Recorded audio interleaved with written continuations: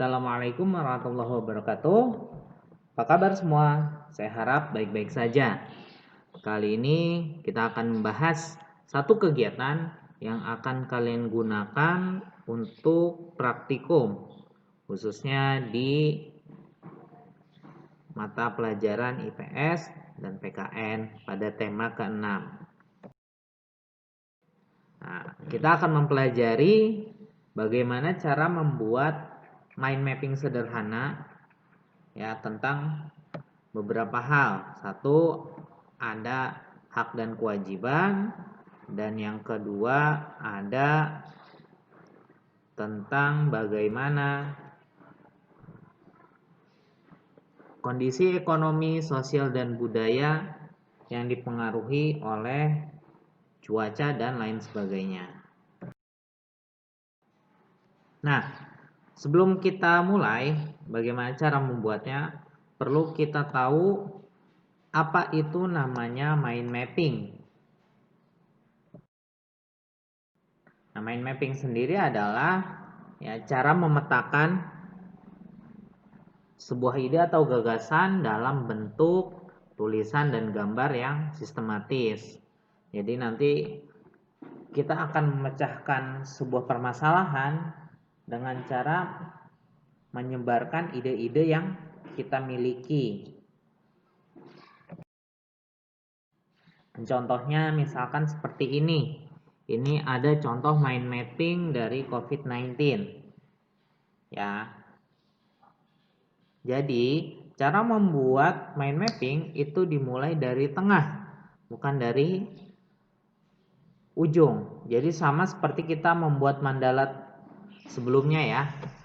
Jadi kita tentukan topik utamanya dulu. Oh, di sini topik utamanya COVID-19. Ya. Terus nanti terbagi menjadi 6. Ada disease, ada virus, ada symptom, ada transmission, prevention, sama treatment. Nah, disease atau penyakit, nah ini yang berhubungan dengan COVID-19. Ya, virus dari COVID-19 itu apa? Terus simptom itu gejala-gejalanya itu apa? Bagaimana transmisinya atau penyebarannya? Terus pencegahannya bagaimana? Dan sampai pengobatannya. Di sini ada 6. Nah, misalkan kita ambil yang virusnya. Ya, virus COVID-19 ya. Itu nanti terbagi jadi 2. Ya, bisa disebut corona, asalnya dari kelelawar. Terus yang bawahnya ease of spread, itu maksudnya cara penyebaran yang mudah dan tinggi. Nah, itu. Terusnya misalkan untuk disease-nya, untuk penyakitnya terbagi jadi 3. Ada COVID-19 ya. Penyakit ini adalah penyakit disease pandemic, penyakit pandemi. Ya, disease ini high risk ya, sangat tinggi resikonya. Terus ada lanjutannya lagi bagi orang yang berusia 60 tahun lebih. Nah, ini cara membuat tahu salah satu contoh dari mind mapping. Ada lagi contohnya seperti ini nih yang bahasa Indonesia ya. Nah, pokok idenya atau gagasan utamanya itu adalah jenis benda. Ya, jadi di sini dijelaskan 4 jenis benda. Ada karet, kayu, plastik, dan logam. Nah, masing-masing benda tersebut dibagi menjadi 2 lagi. Ya, plastik dibagi menjadi sifat plastik dan guna plastik. Logam juga sifat guna, karet dan kayu juga sama, ada sifat dan gunanya. Kita ambil misalkan sifat plastik.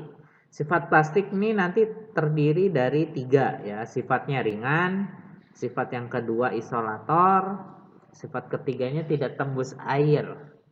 Nah, gunanya ada beberapa, ada membuat dapat dijadikan ember atau tempat sampah.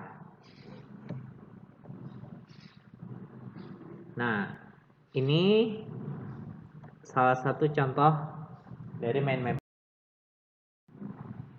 Ya, ada juga yang seperti ini, sama ya. Jadi pokoknya di awal, ya awal yang kita buat itu ada di tengah. Nanti dia akan menjalar seperti mandala. Kita membuat mandala kan dari tengah ke luar. Sama kita membuat mind mapping. Kita tulis ide pokoknya di tengah, nanti kita sebar. Nah, ini ada contoh lainnya lagi tentang mind mapping. Ya, ini yang digambar. Silahkan kalian gunakan kreativitas kalian, imajinasi kalian untuk membuat sebuah mind mapping yang sangat indah. Tapi jangan lupa isinya harus tersampaikan. Ya, kalau kita nanti akan membuat tentang hak, misalkan hak seorang anak di rumah. Jadi isinya harus tentang hak anak. Nah, dapat disimpulkan bahwa mind mapping dapat mempermudah kita memahami sebuah ide, ya, sebuah gagasan atau sebuah hal yang mungkin agak susah, jadi akan lebih mudah. Terima kasih. Kurangnya saya mohon maaf. Assalamualaikum warahmatullahi wabarakatuh.